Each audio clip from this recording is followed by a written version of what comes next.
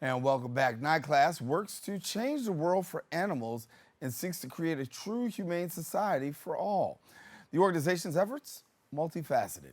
From direct protest against cruelty at the horse-drawn carriage lines to enlightening New Yorkers and tourists about the reality behind the industry. Joining me now and sharing more and providing further insight is the Executive Director of NYCLASS, Edita Birnkrant, and we thank you so much for being with us, Edita. I'm so happy to be here. Thank you. Yeah, so we see horse-drawn carriages across New York City, and you know, it's cute, it's nice, and a lot of people are attracted to them, but you're bringing attention from a different perspective. Talk to me about it. Right, so like you said, it's been romanticized, horse-drawn carriages in movies, TV, Cinderella's carriage, but the reality is that it's 2023 now, it's not 1823. We're in New York City, Midtown Manhattan, where these carriages operate, is one of the most densely traffic congested cities in the country. So horses are prey animals. So what does that mean? That means that when they are startled, they run out of control. They have a highly developed flight drive. So that happens so often. These frightened horses dodging traffic and emergency vehicles in traffic, they spook, they crash into cars, people have been injured, the drivers have almost been killed. So it's a public safety risk and also just inhumane to have horses in 21st century New York City where they have zero pasture. Horses are also herd animals. They have no grass, no pasture. So they're denied everything that is natural to a horse, but also there's a lot of abuse that goes on with the horses. We're seeing some pictures now, and you know, Right. we're seeing some things, and tell us what we're seeing here. Right, so this is a horse named Ryder who collapsed actually a year ago, August 10th. And this was a terrible situation of this horse who was elderly, 26 years old, the equivalent of an 85-year-old person, actually was very sick with cancer, yet his owners were working this horse to death, essentially, until he dropped on the street in Hell's Kitchen. The owner was whipping him to get up instead of helping him. The NYPD had to take over, and the owners actually falsified his age, saying he was 13 when he was really 26. So it's just, unfortunately, this poor suffering horse died shortly after this, but really he was worked to death. And you know, animal abuse is supposed to be a crime, but nothing happened. The owners of this horse who worked him to death still operate carriages in Midtown Manhattan. And you see the public safety risk. Had there been people in that carriage, children, a family, what would have happened? These horses often will just collapse because out of exhaustion or sickness, or you know, because they're old and not being taken care of. So that's just a recipe for disaster in Midtown Manhattan. They just don't belong in modern day New York City. And that's why so many cities around the world have been replacing horse-drawn carriages with more modern alternatives like electric carriages, or we have pedicabs, or other safer, humane alternatives for tourism. We don't have to lose the ride. All right. Well, you spoke about some legislation that was out there last time we were here. You were here on the show. Right. 573 Riders Law. Yeah. Where are we with 573 Riders Law in terms of, well, first of all, educate our viewers on the law, and then tell us where we are. Yeah.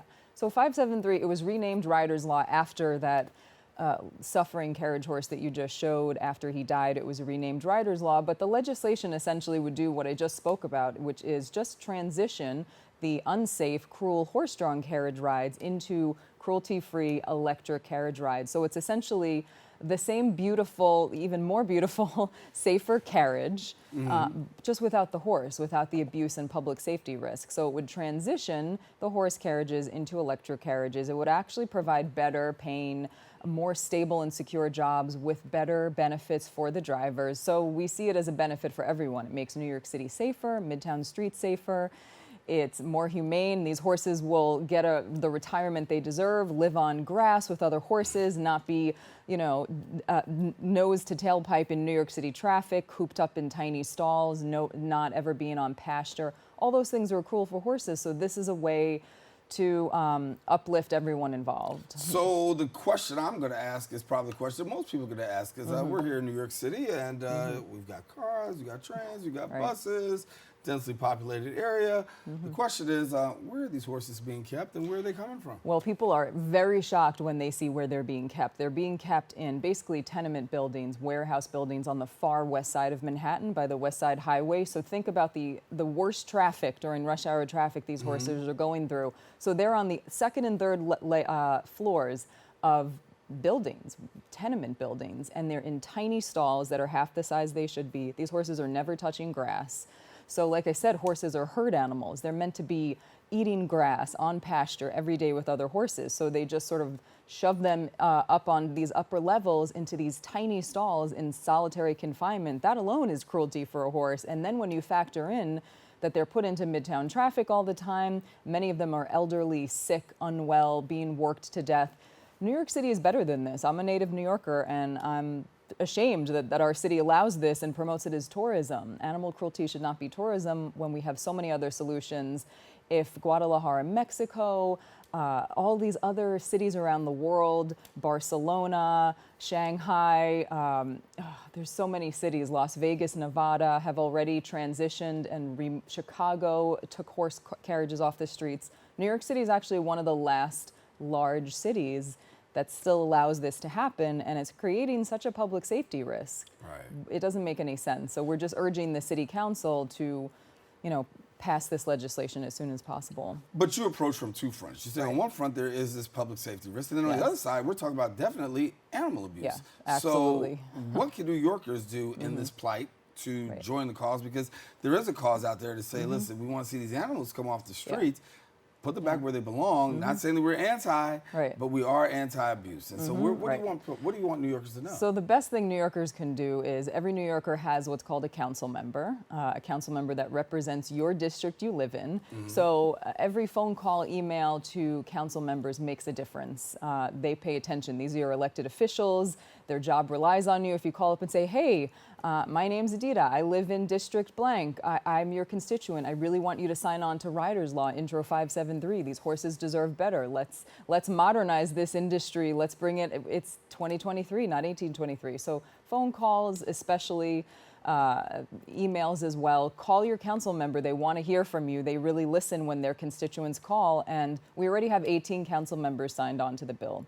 But we need a majority of the city council, which is at least 26. So we definitely need some more, and definitely could use some support in the Bronx. So if we specifically have people in the Bronx that are calling, that's a big help. Because, it's an issue that is seen as a Manhattan issue, but really it's all of New York City that this affects, because it's considered tourism for the city. You said you got 18 on board so far, far, we have 18 on board. We need some more, though. Is there any opposition right now, staunch opposition coming? I mean, there's opposition from the owners in the industry who have a cash-only business, who misclassify their workers as independent contractors so they don't pay any taxes or pay into, these drivers. That's why we want to pass this legislation to improve their jobs as well.